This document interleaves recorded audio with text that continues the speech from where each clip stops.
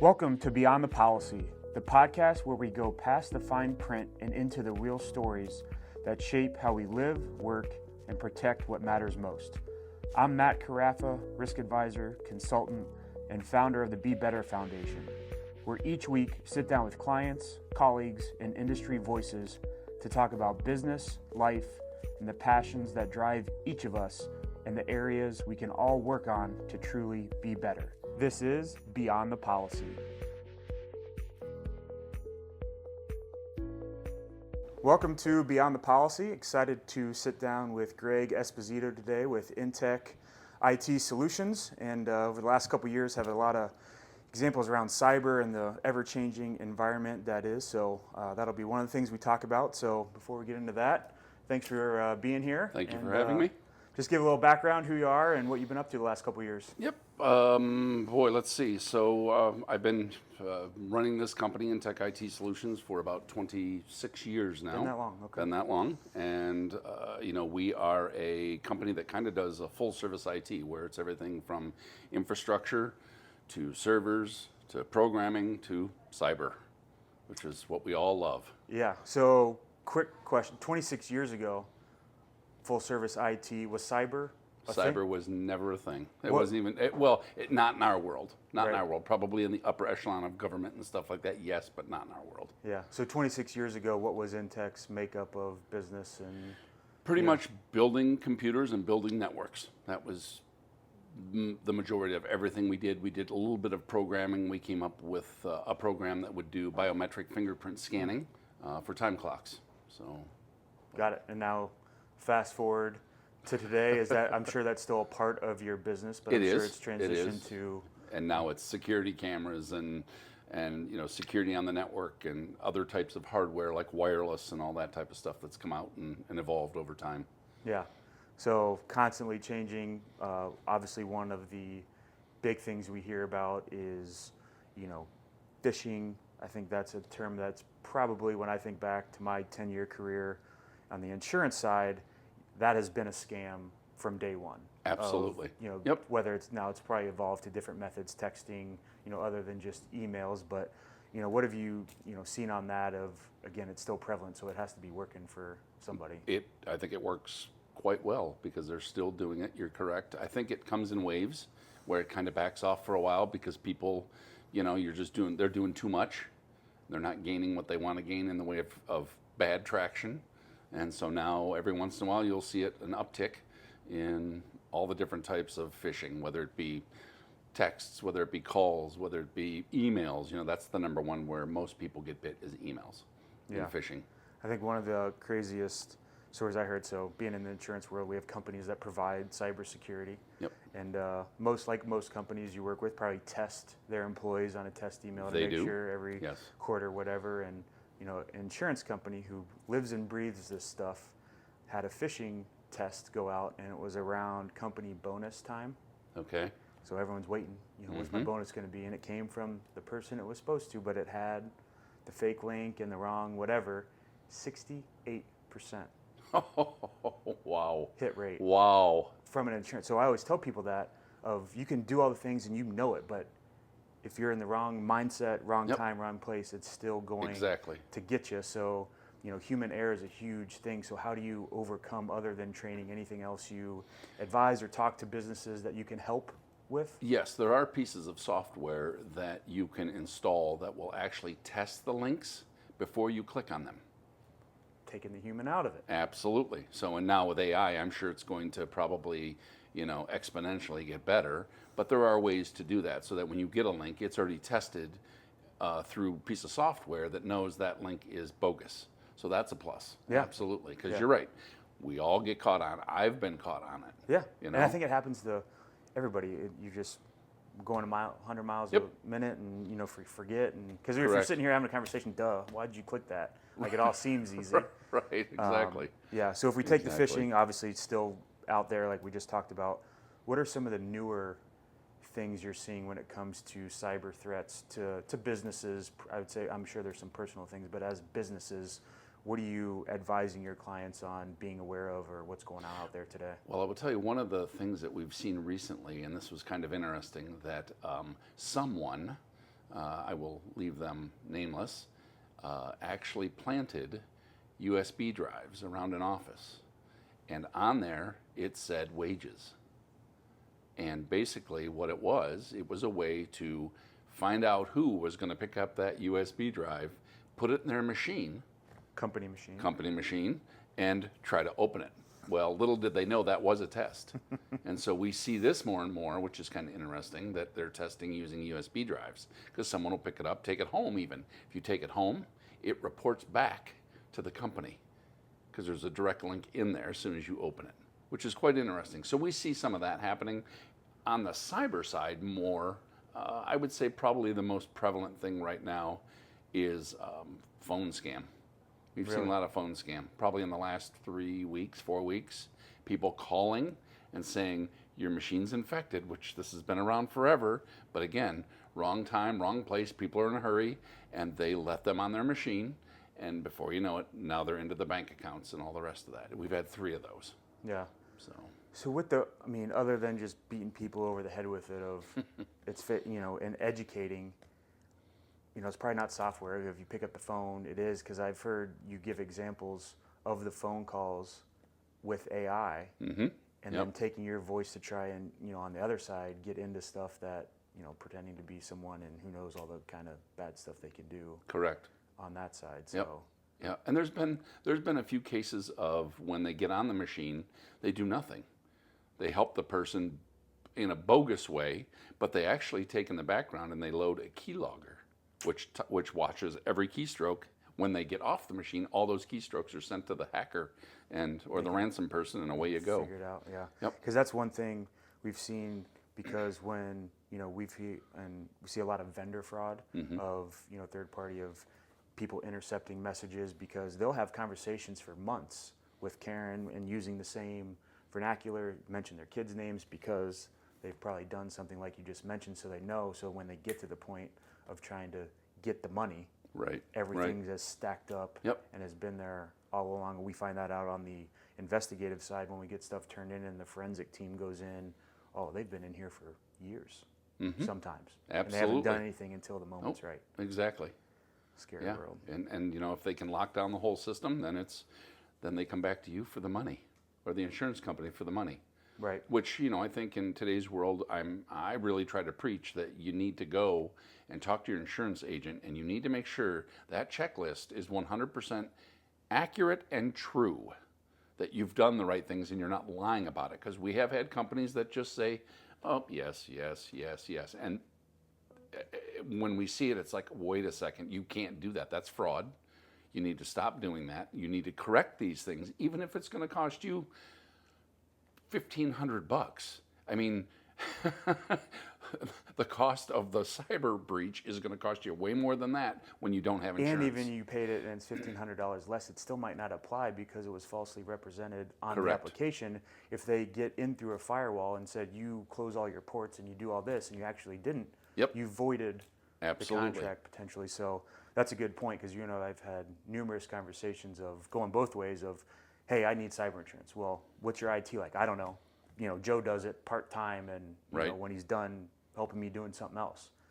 A lot of these companies don't have a fully dedicated, payrolled IT manager. Correct. So that's where Intech can come in. And I always say, when we get to the point of looking at cyber insurance, if you don't have someone, call them, because you and me don't know a majority of these questions on how it pertains to your network and your software, and that is step one, the most important thing when it comes to the application. Needing someone like you to go through it and say, yes, you actually have these things. Correct. And I'm sure you have denied people that have checked boxes that have said yes, and they have to prove it, because even when you say settings, if excuse me, you didn't set the firewall correct, or you did set the firewall correct, you have to have a log of that showing that you did it. And I'm sure the insurance companies look for that type of stuff, and 100%. You deny them otherwise. Yeah. That's it. So I'm going to say 3 letters, and then you tell me what comes to mind. Okay. MFA. Oh, yes. Not a bad term. Good term. First of all. Right. Multi-factor authentication. Yep. Absolutely necessary. Also known as 2-factor authentication. Yep. And Everybody should have MFA on everything they do, period. Whether it be their phone, their computer, their email, anything should have, obviously banks do it now. They force you to do it. They text you You can't get online banking without it. Correct. Yeah. So we push that as number one, and I know cyber insurance requires it, period. Yes, requires it. And then I've had a recent example where some companies you can get it without it. The premium was 2.5 times what it was if you said yes to MFA. It was, say it was $3,000. If you said no, it was $9,500. Wow. Well, and because that's now there's enough data that it's actuarial proven that you are 70% more likely if you don't have MFA, you're going to have a cyber breach. Correct. Yep. And I don't know the cost. That example was $3,000 for a policy. To work with someone like you to get, I don't know, 20, 30 users to get set up with MFA. You're probably talking $900. No brainer. Right. No brainer. And I think that's Absolutely. just the cost of doing business. As technology and everything changes, that's just part of doing business. You have to have. Yep. And you should have it on everything, literally. Yeah. It is just, it's needed. People say, well, when I log into my machine, why should I have to have MFA or 2FA? I'm like, well, because it could be somebody else that knows your password because they looked over your shoulder or whatever. This stops all of that. Right. Because you have to have the second prompt come up on your phone for a text or your authenticator, and away you go. You're good. So that was going to be one of my questions. What would you recommend to any business person out there to help them? Sounds like that might be number one. Absolutely. 2 and 3 for, if someone's listening thinking, man, I don't have that. What else should I be aware of or look into? What else would you say from a business standpoint that, should be on their checklist when they're, kind of going over through their... The other 2 things is obviously a really, really good antivirus / EDR or early detection and response piece of software like SentinelOne, CrowdStrike, the higher end ones. The trends work well, the McAfee's work well, but you want that extra layer of protection. And plus, insurance companies, we're finding, most of them will recommend either CrowdStrike or SentinelOne because they're the higher end. Now, are they that much higher a month? No, maybe from $3 to $5.50 per user per month. For the saving or for the expense, and what it does, the safety is worth its weight in gold. Sure. For sure. So that, and then also the other piece of software that we've been seeing a lot of is a piece of software that goes on the machine and it basically protects you while you're surfing the internet so that you don't click on a link that takes you somewhere. It does all of the, basically uses AI in the background and it scans the internet all the time for bad links. And so if it doesn't know a link because it didn't find it, then it will stop you and say, think twice before clicking on this, which is for $3 a month, it's worth it, and it's saving our customers a lot of problems. Right. So. Yeah, and I would always recommend people, when I know enough to be dangerous, of having conversations with you of, the terms to listen for and whatever, but, just like someone might not know all, 300 pages of an insurance policy. That's why we work together. Same thing with you. If a business, hey, I know I need it, but don't know where to start, they can reach out directly to you and help you walk them through that, right? Yep. Yeah. Yep. We do all different types of certifications for businesses, whether it be a manufacturer, whether it be a legal firm. So we can help with all of that. Good. One thing you brought up there, you mentioned AI in the background working now. I don't want to be negative and think of all the bad things AI can do, from a cyber, threat perspective, but what things in your industry is AI being implemented in or maybe helping advance cybersecurity? What's the good side of AI? One of them is looking at those links. Okay. The other one is really scanning emails now for headers that don't come from the person they say they are. So because they're spoofing or phishing or something like that. Everything looks good, but then it's in the, it's in the fine details, in the header. And so AI has been, pretty, I think it's going to make a huge difference down the road. It's, just touching the tip of the iceberg now. Yeah. So it will get better, that's for sure. Yeah. Yeah. AI is changing lots of things. I'd say before, insurance is always reactive. It takes years to make policy changes and, different terms. But as fast as cyber threats are evolving, I think the insurance industry has done fairly well of adapting and providing coverage for all the bad stuff that's happened. Because you think of phishing, think of ransomware, that's one piece. Correct. The trickle down that I'm sure you're involved in once something does happen, notification expense, hardware, obviously, if it's Yep. damaged, and Yep. bricking, Yep. new term, just Yep. completely Yep. ruins your machine. Correct.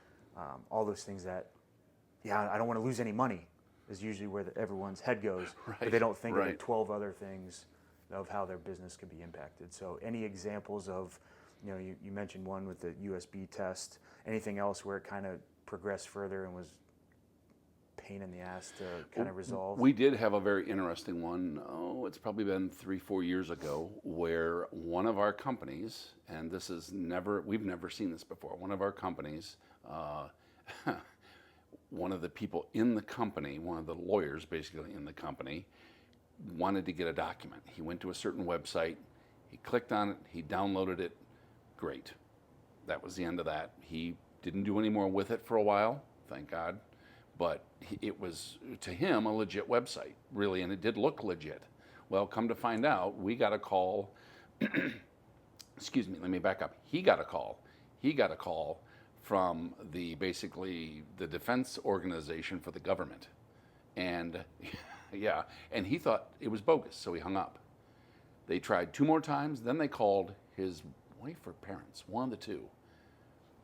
Like, what the heck's going on here? So he ended up calling back to this place, and they said, listen, we're going to stop here. I know you don't believe who we are.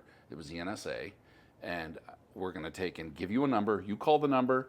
Once I give you that number, you go through the prompts and you ask for Bill. That's my name. So hung up. He called the NSA number off the website. They did not give him the number, and he went through the prompts that he was told to, and he got to Bill. And so come to find out, this document that he downloaded is on a bogus site. First of all, you could not tell it was a bogus site. That good. That good. And the government has been watching it. They've been watching who is maintaining that site, and they know who downloads stuff. And they happened to see him download this. So they called him and said, listen, you have a document on your server that is corrupt, and if you run that anymore, it's going to damage the whole network. Well, we got involved at that point because we were like really skeptical this would ever happen from the government calling, because they don't call. And I'll be darned, it was all 100% legit. They have been tracking this company that's been doing this. And it's a company overseas somewhere. They wouldn't give any information. They could fix, though, what this thing would damage. So if he would have clicked on it a second time, it would have damaged their network. They know what that program is. They've already dissected it and everything, but they're trying to catch him in the act. So anyway, we actually had to wipe all the machines and go through that whole process anyway, just to be on the safe side, and we did that, and all was good. But that was an extreme case of who would have believed that in a million years. Yeah. And that's the thing. It's not, well, when we talk to different businesses, well, why do I need that? What's going to happen to me? And there's so many different things. You don't know what it is. It's not like you insure a building, fire, wind, rain, like, majority of the things that happen. Cyber, Yep.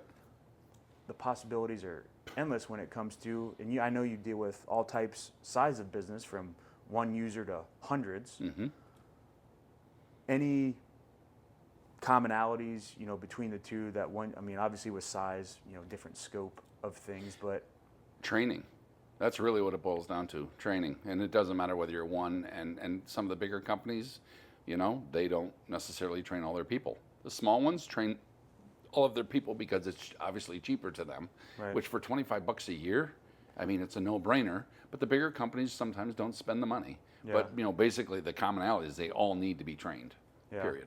Because I'm sure you've heard the objection of, I'm too small, nothing's going to happen to me, I don't have anything they want, I don't have that much money, I don't do credit cards. Right. Fill in the blank of why they're rationalizing why they think they don't need it or what could happen. My response to that is either you haven't talked to someone enough, or you don't know of any people, because it happened to somebody, Oh, absolutely. in one way, shape, or form. Or you're just, phrase we use, whether right or wrong, if it hasn't happened, it's just a matter of when it's going to happen. Correct. And what severity it's going to be. So, kind of in that, I don't think I need it because of fill in the blank. What's your version of that? Or what do you have to overcome to offer your services where you can help them because they need it? Correct. But they're just not there yet for whatever reason. It always has to be like the scare tactic. Unfortunately, give them an example of a smaller company that this happened to. And again, why they're saying this is because they have directional thought. They basically are thinking, well, they're not going to come directly after me. That's not how it works in the industry. All this person does is probably, I'm going to guess, sit on a beach, run a script. The script goes out and gets tens of millions of email addresses and just barrages the internet because they've bought your email address from somewhere, because everybody's email address is out there. Right. And you just happen to be busy that day, flying around like a chicken with your head cut off, and you're not thinking, and you click on the email, and you're a 2-person company, and done that fast. So yeah, I think they always think they're directing directly at that company, and they're not. It's just throw all the pieces of paper out of the plane, and wherever it lands, someone's going to pick it up. Exactly. I would say 10 years ago that was it, because a lot of the cyber conversations were pointed around healthcare, high credit card transactions, because that's just where a lot of the stuff you heard. Right. And I would say that's completely flipped. I mean, that stuff still happens. Correct me if I'm wrong. Those companies have the money and resources invested to help secure it as best they can, and the criminals have flipped to, instead of getting $1 million once a week, they're getting $5,000 500 times a week. Correct. Yep. Right? Smaller little things, and I've heard this. I don't know how true it is, that the people that do this type of stuff, that are trying to get the phishing scams and all that for the 5,000, they're doing some research into the companies. Once somebody answers them, they do some research to figure out whether they would be, or they would have cyber insurance, and what would their cyber insurance be? How much do you think it would be, so that they put a number out there that's reasonable? Yeah, because I mean, if you only have $500,000 in cyber insurance, well, then they'll ask for 300,000 to unlock all their stuff. So I've heard that. I don't know how true it is, but I've heard it. Yeah, I'm sure it's happened, and there's usually the information. I'm not aware of any public information that says, oh, this company has, if they're regulated by something, they might have minimum requirements they have to carry. Correct. Or something. But that is interesting. Asking, okay, sue me for $1 million. I only have 20 grand. Right. Go fly a kite. But right. Again, they're being more sophisticated. And again, how much does the average person hacker make now? Is about $150,000 a week. Think of that. For sending out just email, $150,000 is the average. $150,000. That's pretty good. $600,000 a month. That's pretty good. Probably just pick their beach they want to be at. Exactly. A new beach every day. Because you would think, as a normal human being, man, if they just worked for the government or worked for good. That's what they always say. But you just hit it on the head. Money. Money. That's all it's about. Money. Because there's no private organization that'll pay. No. At least I'm aware of. No. Not to sit on a beach and just spew emails all day long, and then next week maybe not as many, the week before, ramp it up, do something a little different. Absolutely. Yeah, it's mind-boggling to think like that. But you're right, if they would do good, okay, but it's not about that. It's about the money. Yeah. Last thing I want to touch on, because I know it was up there and I'm sure it's important, but I think sometimes people forget about it through training. I've been with different companies throughout the year.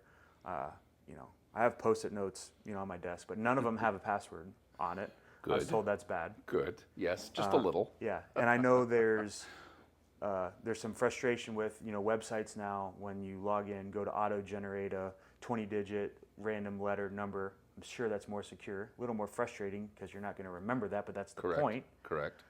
I've heard you say the stats, but just for rough comparison, if it's one letter, one number, it's so many seconds. Correct. Yeah. Let me think about that.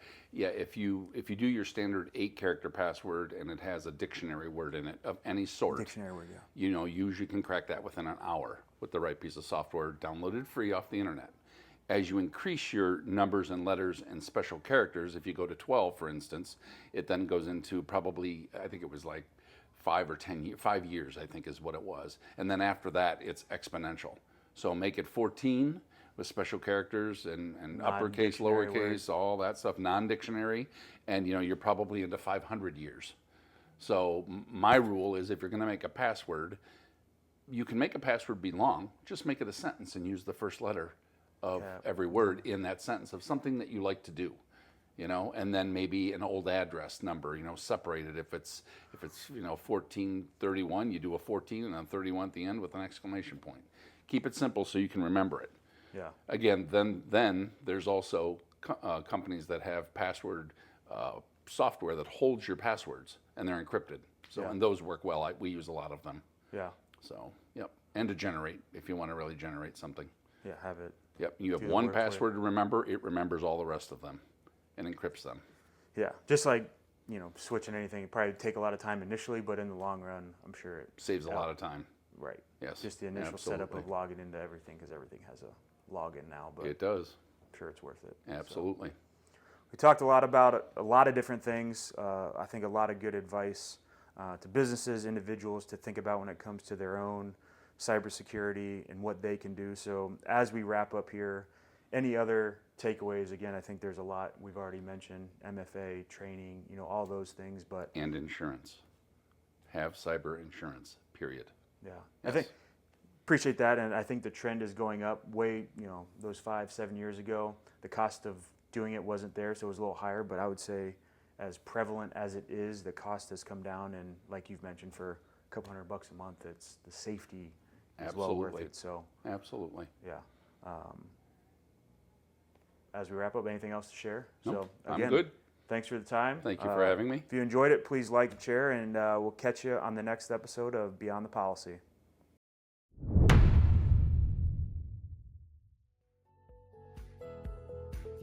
Thanks for hanging out with me on Beyond the Policy. If you got something out of today's conversation, pass it along to a friend, client, or colleague who might enjoy it too.